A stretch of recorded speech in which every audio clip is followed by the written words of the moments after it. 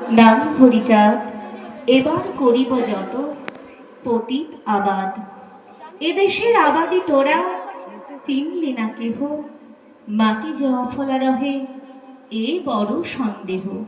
পতিত আবাদ হেতু আশা এ দেশেতে, কি ফল ফলিবে টের পাবে ভবিষ্যতে। তিনি ব্রজনাটু বিশুকে নিয়ে এই পতিত জমি আবাদ করতে শুরু করেছিলেন, কিন্তু এই জমির বীজ বপন করে গেছিলেন, তিনি ক্ষেত্র তৈরি করেছিলেন। আর বীজ বপন করলেন আমার গুরু চাঁদ ঠাকুর। কি বীজ বপন করলেন? শিক্ষার বীজ।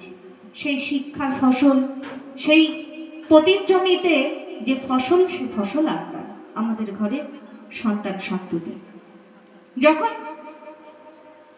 হরিচাঁদ ঠাকুর আসেননি, গুরুচাঁদ ঠাকুর শিক্ষা আন্দোলন শুরু করেননি, তখন যদি বলা হয় আমার সমাজের মানুষের শিক্ষার হার কত, তাহলে আমাদের বলতে হবে 0% বা 0% বা 0%।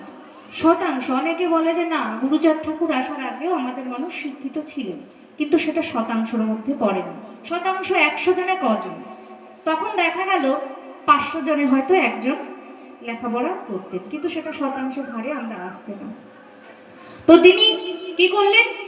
পিতৃ আজ্ঞা পালনের জন্য শিক্ষা, সমাজনীতি, রাজনীতি, ধর্মনীতি এক এক করে তিনি আন্দোলন শুরু করলেন। বিশেষ করে তিনি জোর দিয়েছিলেন শিক্ষানীতির উপর, কারণ গুরুচাঁদ ঠাকুর উপলব্ধি করেছিলেন এবং তিনি নিজে তার ফল ভোগ করেছিলেন। বাবা যখন চাইলেন যে আমার ছেলেকে শিক্ষা গ্রহণ করায়, কারণ শিক্ষা ছাড়া এই সমাজের কিছু বোঝা যায়